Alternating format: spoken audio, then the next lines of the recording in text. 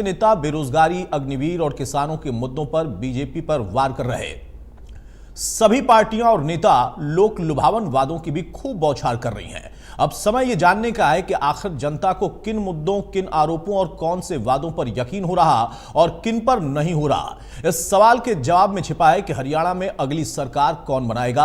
आज इसी मुद्दे पर हम करेंगे बड़ी बहस।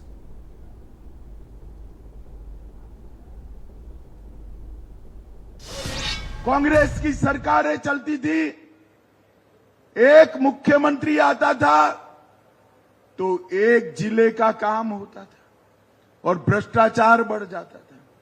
दूसरा मुख्यमंत्री आता था तो दूसरे जिले का काम होता था और गुंडागर्दी बढ़ जाती थी।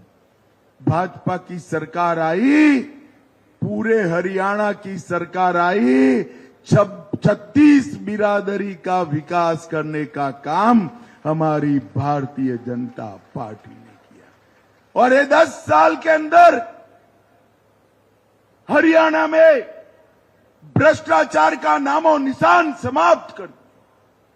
कांग्रेस की सरकारें थी, कट, कमीशन और करप्शन से चलती थी।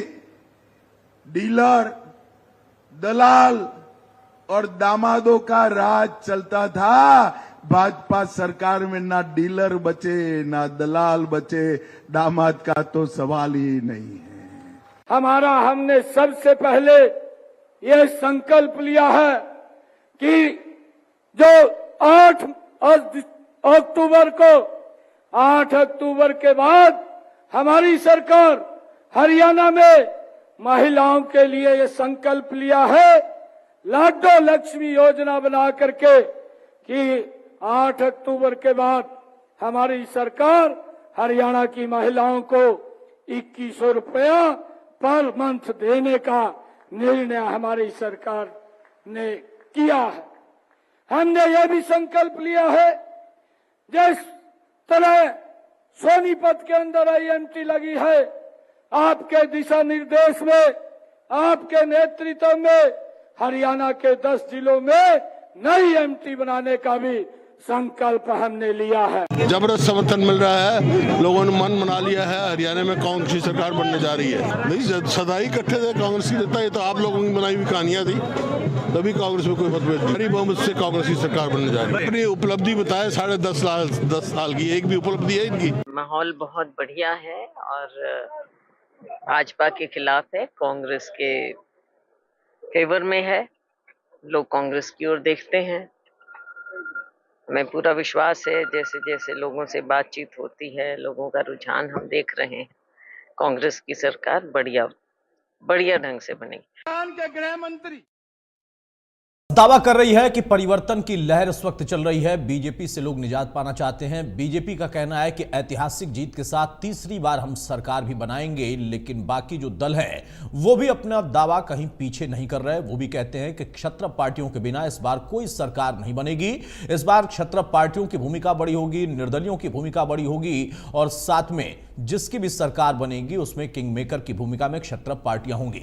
हमारे साथ कुछ खास मेहमान, उनसे मैं आपको तारुफ कराता हूं। चर्चा में आगे बढ़ते हैं। प्रवीण अत्रे हैं बीजेपी के प्रवक्ता, बहुत स्वागत है अत्रे साहब आपका। सुखबीर तंवर हैं कांग्रेस के प्रवक्ता, बहुत स्वागत है सुखबीर तंवर आपका। रजत पंजेटा जी हैं इनेलो के प्रवक्ता, बहुत स्वागत है पंजेटा साहब आपका। सुरेश पाठक जी हमारे साथ जेजेपी के प्रवक्ता, बहुत स्वागत है सुरेश जी आपका। अत्रे साहब, शुरुआत आपसे ही कर रहा हूं।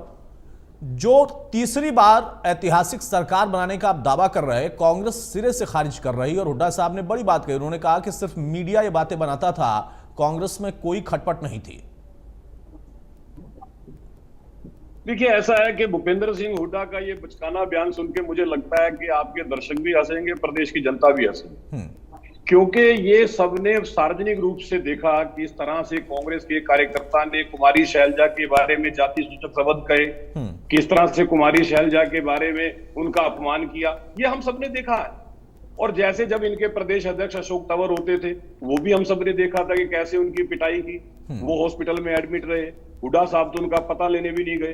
तो यार, ये सब सारी चीजें जब हम पब्लिक प्लेटफॉर्म पे देखते हैं और उसके बाद भूपेंद्र सिंह हुड्डा अगर ऐसा बचकाना बयान देते हैं, तो मुझे लगता है कि सुनने वाले भी हंसते होंगे हुड्डा साहब की इस बचकाना बयान। लेकिन अतुल भाई, जहां तीसरी बार सरकार बनाने की बात है, हम लगातार हमारी सरकार में जो हमने काम किए हैं हम उनकी बात कर रहे हैं। हम लगातार प्रदेश की जनता के सामने अपने कामों को रख रहे हैं और हम बता रहे हैं कि 2014 से पहले इस हरियाणा में जिस तरह से भाई भतीजावाद, क्षेत्रवाद, जातिवाद, भ्रष्टाचार का बोलबाला था, हमने सरकार में आते ही सबसे पहले इस व्यवस्था पे चोट की। हरियाणा से भाई भतीजावाद, क्षेत्रवाद, जातिवाद इसको पूरी तरह से खत्म किया। हरियाणा एक, हरियाणवी एक का नारा देके हमने काम करना शुरू किया। हम जनता को यह भी बताते हैं कि जब कांग्रेस की सरकार थी, हुड्डा साहब मुख्यमंत्री थे, उस वक्त हरियाणा प्रदेश के अंदर 3D, ट्रिपल डी का बोलबाला होता था और ये कांग्रेस की सोच भी है। कांग्रेस किसी प्रदेश में अगर सत्ता में गलती से आ जाए तो वहां पे डीलर, दलाल और दामाद ये सक्रिय हो जाते हैं, ये हम सब जानते हैं। ट्रिपल सी वहां पे सक्रिय हो जाता है, कट, कमीशन और करप्शन, ये सब हम जानते हैं और हम देख भी रहे हैं। जहां जहां कांग्रेस की सरकार है, आप हिमाचल में चले जाएं, आप कर्नाटका में चले जाएं, आप तेलंगाना में चले जाएं, कर्नाटका के अंदर 1200 से ज्यादा किसान जो है खुदकुशी करने पे मजबूर हो गए हैं कांग्रेस के सत्ता में आने के बाद।